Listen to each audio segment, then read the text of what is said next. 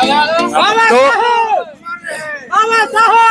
उसके बाद जो है हम लोग ये समझ रहे थे कि सरकार हमारा साथ देगी, क्योंकि हमारे दलितों को लेकर सरकार बनाता है और फिर हम ही पर वार करता है। आज जब विभिन्न प्रकार से उन्होंने तोड़ने का काम किया, उसमें एक काम सबसे बड़ा काम किया है कि अब समझा कि अगर हम लोग डायरेक्ट अगर पार्लियामेंट में कोई विधेयक पास करते हैं तो पूरा देश का दलित जो है से रोड पर आ जाएगा। इसलिए इन्होंने घुमा करके और सुप्रीम कोर्ट के माध्यम से जो हम लोगों को बांटने के काम करने का आदेश दिया, हम लोग उसके विरुद्ध नहीं चुप रहने वाले हैं और इसीलिए हम लोगों को मजबूरन आना पड़ा, क्योंकि जिस हम लोग के दलित वोट से जो एमपी जीत कर जाते हैं, नरेंद्र मोदी के सामने उनका माने जुबान उठता नहीं है, आवाज निकलता नहीं है। इसलिए हम लोगों को मजबूर अपना रोड पर आवाज निकालना पड़ रहा है। यदि हमारा वोट लेकर के दलित के नेता जाने वाले लोग जितने हैं, अगर वो पार्लियामेंट में हमारा बातों को रखता, 133 पार्लियामेंट में हमारे एमपी है SC/ST के लोग, लेकिन सभी लोगों को दबा करके चपा करके ईडी CBI धमकी चमकी दे करके मुंह बंद रखा जाता है। इसलिए मजबूरन आज पूरे देश के दलितों को मजबूर होना पड़ा और हम लोग सुप्रीम कोर्ट के विरुद्ध, इस कानून के विरुद्ध, इस सरकार के विरुद्ध रोड पर आए हैं और आंदोलन कर रहे हैं। और जब तक वापस नहीं लेगी इस कानून को, तब तक हम लोग आंदोलन करते रहेंगे, चाहे इसके लिए हम लोग जो करना पड़े। पूरे देश के दलितों को रोड पर सोना पड़ेगा, रेल पर सोना पड़ेगा, अगर पार्लियामेंट के चारों तरफ को घेराव करना पड़ेगा, सब कुछ करेंगे, लेकिन तब तक दम नहीं लेंगे जब तक कि इस कानून को वापस नहीं लेता है। संविधान में कोई चलिए बहुत बहुत धन्यवाद। आप गणेश जी से भी पूछा जाएगा, जो आप लोग रोड पर क्यों आए हैं, क्या परेशानी हो गया जो SC/ST के आदमी को रोड पर आना पड़ा?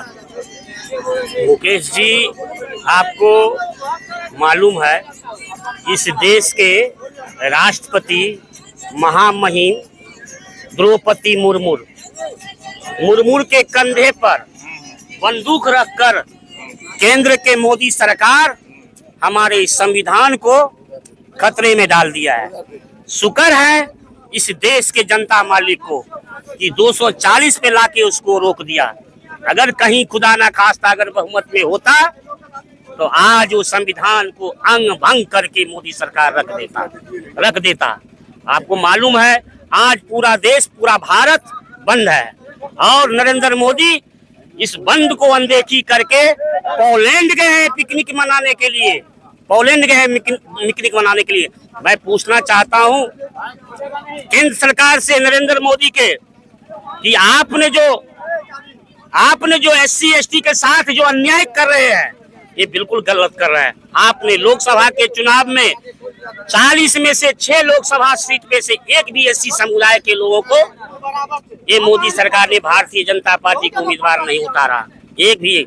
आज इस चिराग पासवान के द्वारा 6 सीट नरेंद्र मोदी ने बेच दिया, जिसका परिणाम हुआ यहाँ के समस्तीपुर के लोकसभा के MP सांबी चौधरी, उसका हस्बैंड भूमिहार, उसका पति IPS भूमिहार।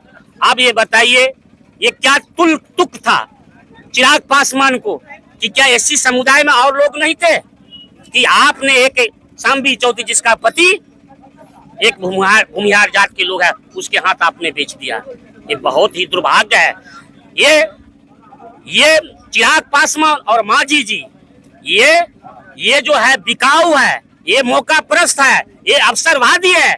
आज मेरा संविधान पे हल्ला बोल हो रहा है और ये दोनों चिराग पासवान और ये सांबी चौधरी और क्या करते हैं ये मांझी, जीतन राम मांझी केंद्र में जा करके मलाई खा रहे हैं।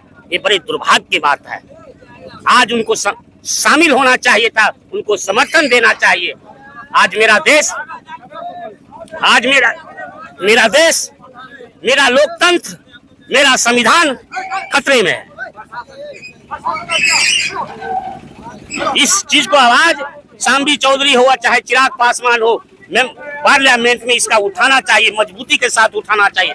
मैं केंद्र सरकार और राज्य सरकार से मांग करता हूं कि आप राज्यसभा और लोकसभा में बिल ला करके पुनः जो आरक्षण दिया गया है, आरक्षण जो वर्गीकरण किया है, उसका दोबारा से उस पर लागू किया जाए। और बार बार जो है SC ST के आदमी को रोड पर आना पड़ता है, ऐसा कानून सरकार को लाना चाहिए जो बना दे, जो रोड पर नहीं आना पड़े बार बार। मैं वही कहूंगा ना कि लोकसभा और राज्यसभा में बिल ला करके संविधान के 9वीं सूची में या 9वीं सूची में डाल दे, ताकि फिर दोबारा जो है इसे आरक्षण के साथ खिलवाड़ न करें। तो ये आपका सांसद बोले हैं कभी SC ST के बारे में संसद भवन में? क्यों बोलेंगे? सांबी चौधरी का पति है भूमिहार जात के, उसका ससुर है, माँ उसकी ब्राह्मण है, वो क्यों बोलेंगे? वो तो मलाई खा लिए। उसका पिताजी स्टेट के मंत्री है, वो क्यों बोलेंगे? अब यहाँ के जो छोटे छोटे जो SC ST के जो समुदाय है, उसके चक्की में हम लोग पिसा रहे हैं। चलिए गणेश जी, बहुत बहुत धन्यवाद। यही बीजेपी सरकार जब इलेक्शन के टाइम में वोट लेना रहता तो बोलता है मुसलमानों की आरक्षण काट के हमारे ST SC वर्ग के देंगे। भाई तुम मुसलमानों का तो छोड़ दो, ST SC का जो है आरक्षण कम से कम उनको तो बचा दो, उनको तो रहने दो। आज के डेट में मुसलमानों का कुछ नहीं, लेकिन ST SC वर्ग के जो आरक्षण है उनको अपने हाल पे छोड़ दो।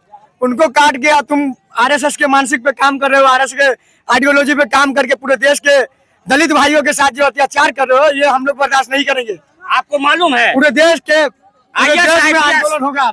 IPS घूम रहा है और RSS के लोग जो है DM बन रहे हैं, बिना बहाली के एग्जाम हो रहे हैं। ये संविधान के साथ खिलवाड़ नहीं है तो और क्या है बताइए? बिना बहाली का जो अभी सरकार 55 सीट पर जो IAS IPS को ला रहे हैं पार्लियामेंट में, उसका 26 से 27 सीट 26-27 सीट ST SC वर्ग के लिए, OBC के लिए रिजर्व है, जिसका आरक्षण काट के वो RSS के मानसिक पे काम करके और वो जनरल कैटेगरी में देना चाहते हैं।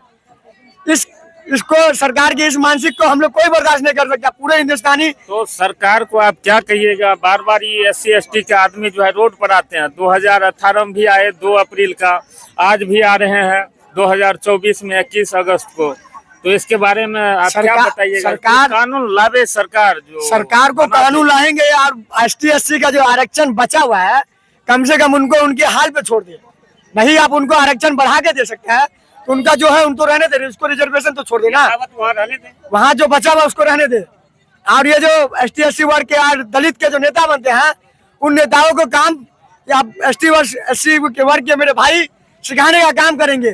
पूरे भारत के दलित भाइयों जब भी नजर आए उनको ST SC वर्ग की दलित के नेताओं, चिराग पासवान जैसे, संभावी चौधरी जैसे, अशोक चौधरी जैसे, जब भी रास्ता में नजर उनको घेर लीजिए और उनका विरोध करिए। जब तक आप विरोध नहीं करिए तब तक पार्लियामेंट और असेंबली तक आपका आवाज नहीं पहुंचेगा। सही बात। आप कुछ बोलना चाह रहे हैं? आइए एक मिनट बोलिए। नहीं, हम ये